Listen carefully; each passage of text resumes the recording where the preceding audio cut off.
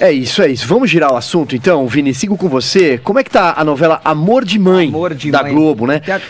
Numa das reuniões de pauta ali, você falava sobre o bom desempenho aos olhos da crítica especializada. Eu não entendo nada de novela, então joga uma luz aqui. Tem até uma trilhazinha de Amor de Mãe aqui que eu separei, vou pedir pro Rogerinho botar daqui a pouco pra gente ouvir um pouquinho, porque a trilha sonora da novela é uma das características aí boas que a trama apresenta, essa trama que é da Manuela Dias, né, dirigida pelo José Luiz Villamarim, Silvio, e que eles repetiram aí uma parceria que é da série Justiça, né, que foi um grande sucesso, a série Justiça, que é mais ou menos, né, Paulinha, naquela pegada de você colocar os personagens todos entrelaçados, todos amarrados, né, uma história...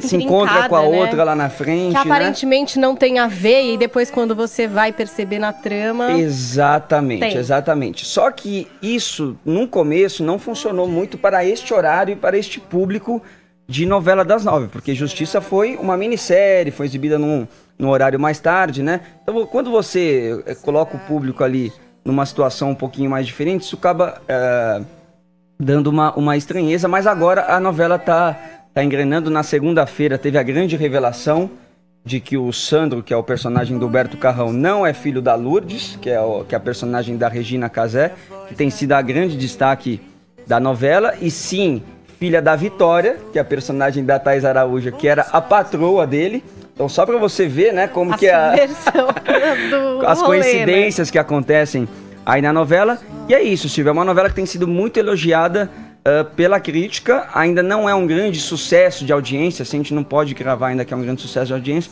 mas acho que a partir de agora os números vão melhorar, porque a novela já está pegando um pouquinho mais aí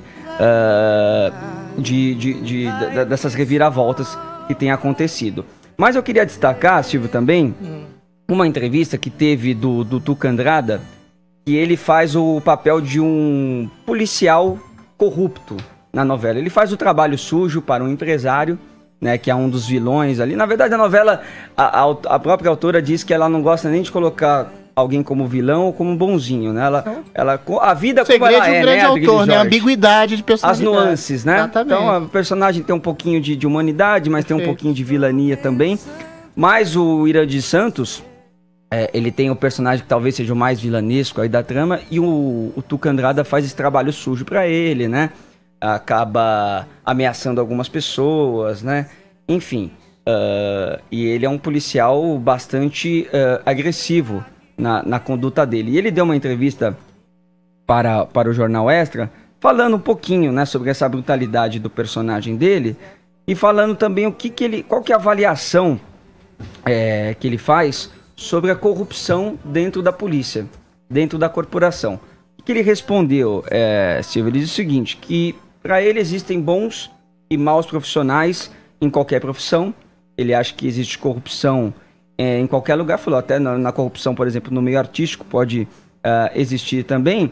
Mas quando você pensa que esses policiais são mal pagos, tropeçam em cadáver quase o tempo todo, vestem roupas que os transformam em monstros, não tem educação, não tem apoio, você acaba entendendo um pouco a corrupção dentro da corporação. Ele diz que os policiais veem os políticos e veem empresários roubando e ficam por aí soltos, viajando, ostentando, e aí você entende um pouco também o lado deles. Então ele acredita que se demoniza muito a figura da polícia no Brasil, e às vezes a gente não vê o lado deles, desses caras, que é um lado barra pesada, a pressão é muito grande, é tudo preparado para eles virarem monstros, é um sistema muito podre feito para não dar certo. E ele até fala que a primeira vez que ele botou a farda, que ele botou a roupa da polícia para fazer o personagem na novela, ele pensou o seguinte, não tem como ser um ser humano dentro disso aqui. E ele até questiona, como é que você pode pedir para uma pessoa que é mal paga, com filho doente, com fome, sem instrução, treinamento e com um equipamento sucateado para ser boazinha. Então foi essa reflexão aí que o Tuca Andrada dá para responder. Eu respondo ao Tuca, dá para responder. Por isso mesmo que a força policial deveria ser tão mais valorizada, porque nenhuma pessoa normal entra para a força policial para ser corrupto. Se você quiser ser corrupto, sei lá, você vai se filiar ao PT, faz alguma coisa nesse sentido. O sujeito para entrar na força policial... o princípio é de que ele quer uma justiça. Exatamente, é o princípio de uma vocação heróica. O cara já sabe de antemão, que vai ter uma vida difícil, que vai perseguir bandido o dia inteiro, vai enfrentar condições socioeconômicas ruins, provavelmente vai ser mal remunerado, se não for colocado nas autarquias da força policial. E, ou seja, é um princípio heróico.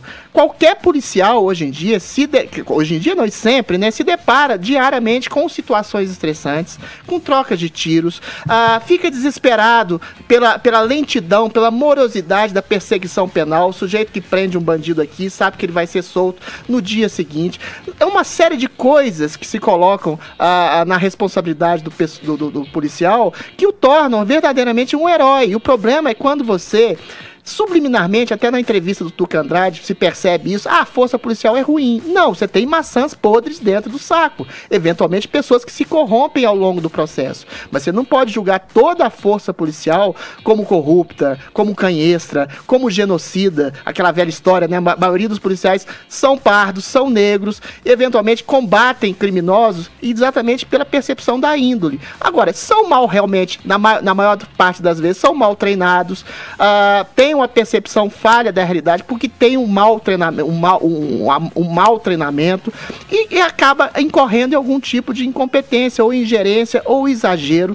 Mas isso é exatamente um problema das forças burocráticas do Estado que não dão a devida legitimidade à força policial. Mas eu volto a dizer, os policiais, os que chegam na força policial, têm uma vocação heróica, e os que continuam, que combatem o crime, têm uma vocação e um ato heróico diário e cotidiano. E o que eu não entendo é exatamente essa demonização permanente da força policial, sobretudo por hostes progressistas, em geral esquerdistas, que os colocam como perseguidores de injustiçados sociais, né? Que é esse velho princípio progressista de achar que o bandido é sempre uma vítima de injustiça social porque é vítima da pobreza. Ora, os policiais são, em grande maioria, pobres, negros, pardos e injustiçados sociais que exatamente escolhem combater o crime, sendo que a maior parte da população brasileira é pobre e não incorre em crime, ou seja, o crime é uma questão de índole. No caso do policial, essa índole, na maior parte das vezes, é melhor e maior e mais virtuosa ainda, que são pobres que escolhem combater diariamente, diuturnamente, todos os dias, o crime, sendo que em condições financeiras e sociais péssimas. Acho que você acabou respondendo até um pouco de uma provocação que eu ia te fazer, porque é justamente isso, né, Adriano? Justamente quando a gente tem essas discussões sobre a entrada de pessoas marginalizadas no crime, porque elas estariam ali na linha de tiro, estariam vendo com os próprios olhos ali perto a marginalidade acontecer do lado delas, né? E aí elas não teriam um outro caminho. Muitos que não defendem essa situação acabam recorrendo à defesa do caráter, da índole da pessoa, né?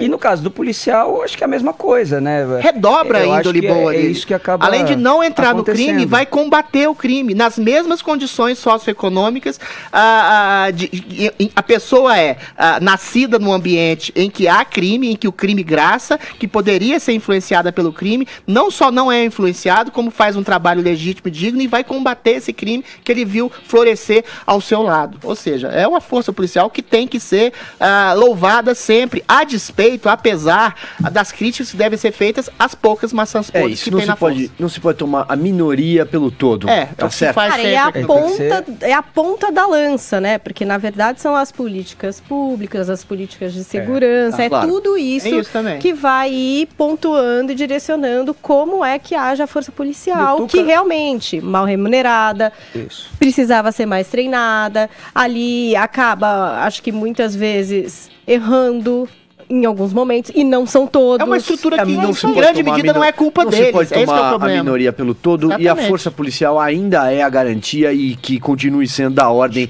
e da nossa segurança.